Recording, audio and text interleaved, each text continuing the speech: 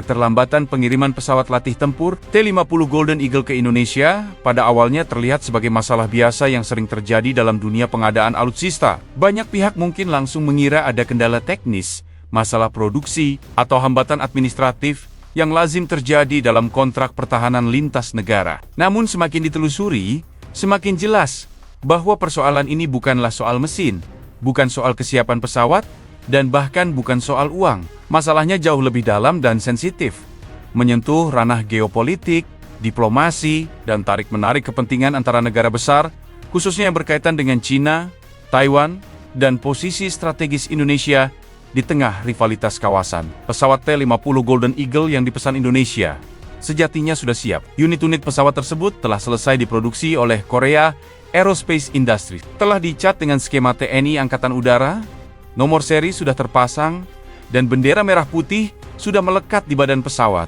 Artinya, dari sisi industri pertahanan Korea Selatan, tidak ada kendala berarti. Tidak ada laporan resmi mengenai cacat produksi, masalah avionik, atau kendala uji terbang. Semua indikasi menunjukkan bahwa pesawat tersebut siap diterbangkan ke Indonesia sesuai kontrak. Namun pengiriman yang direncanakan pada November, kemudian bergeser ke Desember, dan selanjutnya kembali tertunda tanpa kejelasan tanggal pasti. Disinilah tanda tanya mulai muncul. Ketika sebuah pesawat militer sudah selesai diproduksi, tetapi tidak bisa dikirim, biasanya masalahnya bukan teknis, melainkan politis. Dan dalam kasus ini, politik menjadi faktor penentu utama. Pengiriman pesawat tempur tidak bisa disamakan dengan pengiriman pesawat sipil. Rute penerbangan tidak hanya ditentukan oleh jarak terpendek, tetapi juga oleh pertimbangan pengisian bahan bakar, pengawalan, keamanan wilayah udara, serta izin transit di negara lain. Dalam praktiknya, pesawat tempur yang terbang jarak jauh hampir pasti harus singgah di satu atau beberapa negara. Dan di titik inilah persoalan muncul. Bagi Korea Selatan, rute transit yang paling lazim dan dianggap paling aman untuk pengiriman pesawat tempur ke Asia Tenggara adalah Taiwan. Ini bukan rute baru, dan bukan keputusan yang muncul tiba-tiba. Selama bertahun-tahun, Taiwan digunakan sebagai titik transit karena memiliki fasilitas militer yang memadai, infrastruktur pendukung yang lengkap, serta dianggap aman dari sudut pandang perlindungan teknologi sensitif. Dalam dunia industri pertahanan, keamanan teknologi adalah isu yang sangat krusial. Produsen tidak ingin sistem avionik, radar, atau perangkat lunak pesawat tempur mereka berada dalam jangkauan pihak yang dianggap berisiko. Namun, apa yang logis secara teknis dan industri belum tentu sejalan dengan kepentingan politik. Bagi Indonesia, Taiwan bukan sekadar lokasi transit. Taiwan adalah isu politik yang sangat sensitif. Indonesia secara konsisten menganut kebijakan One China Policy, yang berarti Indonesia hanya mengakui Republik Rakyat Cina sebagai satu-satunya Cina dan tidak mengakui Taiwan sebagai negara berdaulat. Kebijakan ini bukan sekadar formalitas diplomatik, melainkan bagian dari posisi politik luar negeri Indonesia yang sudah dipegang selama puluhan tahun. Dalam konteks sipil, kebijakan ini mungkin jarang terasa dampaknya. Namun ketika menyangkut urusan militer, simbolisme menjadi jauh lebih penting. Transit pesawat tempur Indonesia di Taiwan dapat dipersepsikan sebagai pengakuan implisit terhadap Taiwan, atau setidaknya sebagai tindakan yang tidak sejalan dengan sensitivitas Beijing. Dalam situasi geopolitik yang semakin tegang di kawasan Asia Timur, langkah sekecil apapun bisa dibaca sebagai sinyal politik.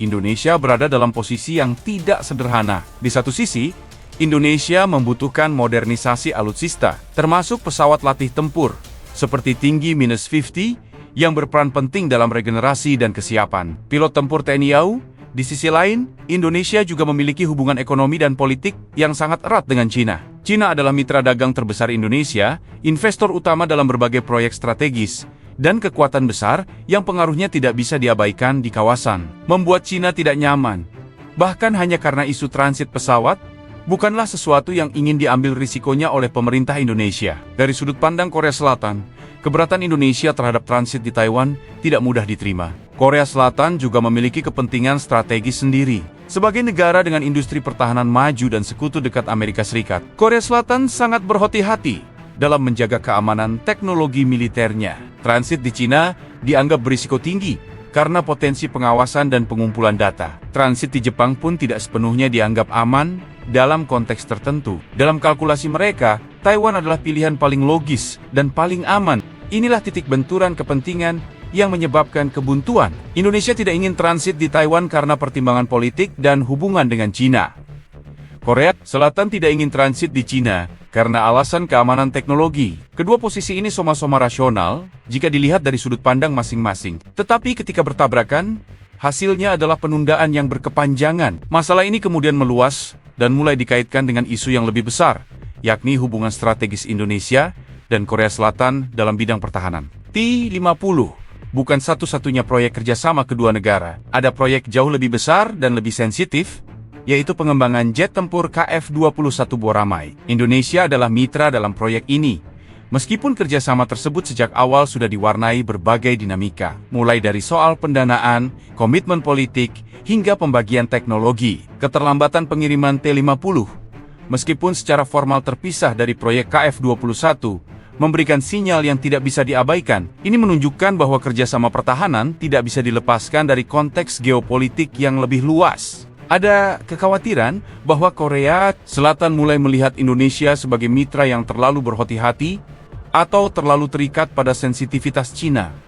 Di sisi lain, Indonesia mungkin melihat Korea Selatan sebagai mitra yang kurang fleksibel dalam memahami posisi politik luar negeri Indonesia yang bebas aktif. Narasi bahwa Korea Selatan dan sekutunya tidak nyaman dengan kedekatan Indonesia dan Cina mulai muncul. Narasi ini mungkin terdengar berlebihan, tetapi tidak sepenuhnya tanpa dasar. Korea Selatan berada dalam orbit strategis Amerika Serikat yang memiliki posisi sangat jelas terkait Taiwan. Ketika Indonesia secara konsisten menegaskan One China Policy, termasuk dalam aspek teknis, seperti transit pesawat tempur, ini bisa dibaca sebagai sikap politik yang berlawanan dengan kepentingan blok tertentu. Sebagai jalan keluar, opsi pengiriman lewat laut mulai dipertimbangkan. Secara teknis, pengiriman pesawat tempur melalui jalur laut bukan hal yang mustahil. Beberapa negara pernah melakukannya, termasuk dalam pengiriman jet tempur Gripen. Pesawat dibongkar sebagian, dimasukkan ke kapal khusus, lalu dirakit kembali di negara tujuan. Namun opsi ini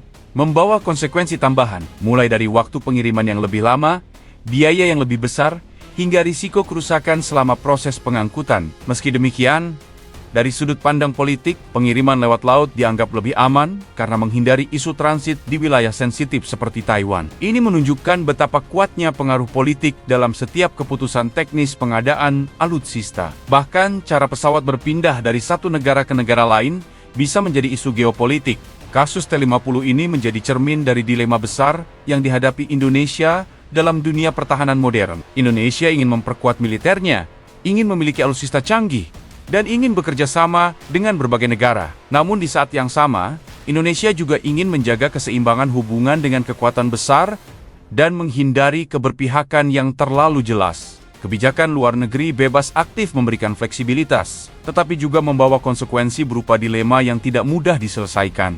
Kedepan, isu serupa hampir pasti akan kembali muncul, terutama dalam pengiriman prototipe atau unit KF-21 Boramai. Jet tempur ini jauh lebih sensitif dibanding T-50, baik dari sisi teknologi maupun simbolisme strategis. Jika sejak pesawat latih saja sudah muncul persoalan transit, maka tantangan pada jet tempur generasi berikutnya akan jauh lebih besar. Indonesia perlu memikirkan solusi jangka panjang agar kepentingan pertahanan nasional tidak terus-menerus tersandera oleh dinamika geopolitik eksternal. Solusi tersebut bisa berupa penguatan kemampuan logistik mandiri, negosiasi rute khusus yang disepakati sejak awal kontrak, atau bahkan diversifikasi sumber alutsista agar tidak terlalu bergantung pada satu negara atau satu blok geopolitik. Tanpa langkah strategis seperti ini, setiap pengadaan alutsista berpotensi menghadapi masalah serupa di masa depan. Pada akhirnya, keterlambatan pengiriman tinggi -50 Golden Eagle bukanlah cerita tentang pesawat yang bermasalah. Ini adalah cerita tentang dunia yang semakin terpolarisasi, di mana setiap keputusan militer, sekecil apapun, tidak bisa dilepaskan dari kepentingan politik global. Pesawatnya siap, pilotnya siapi, kebutuhan militernya nyata, tetapi jalur menuju Indonesia terhambat oleh realitas geopolitik yang rumit. Kedepan, pengiriman T-50 hampir pasti tetap akan dilakukan, entah melalui kompromi rute atau jalur laut, meskipun dengan keterlambatan. Namun kasus ini akan meninggalkan jejak dalam hubungan Indonesia dan Korea Selatan, khususnya dalam proyek-proyek strategis seperti KF-21, tidak sampai memutus kerjasama, tetapi cukup untuk membuat semua pihak lebih berhitung dan lebih berhati-hati. Pertanyaannya sekarang bukan lagi soal kapan T-50 tiba, tetapi bagaimana Indonesia menyikapi dilema seperti ini di masa depan. Apakah Indonesia akan terus bermain aman dan menerima konsekuensinya, atau mulai mengambil langkah yang lebih tegas untuk memastikan kepentingan pertahanan nasional tidak terus terganjal oleh politik global? Kalau menurut kalian, apakah Indonesia sudah berada di jalur yang tepat dalam menghadapi tekanan geopolitik seperti ini, atau justru perlu strategi yang lebih berani dan realistis? Tulis pendapat kalian di kolom komentar. Jangan lupa like kalau pembahasan ini relevan, subscribe supaya tidak ketinggalan analisis pertahanan dan geopolitik berikutnya, dan share video ini ke timonmen kalian yang peduli dengan isu militer dan keamanan nasional.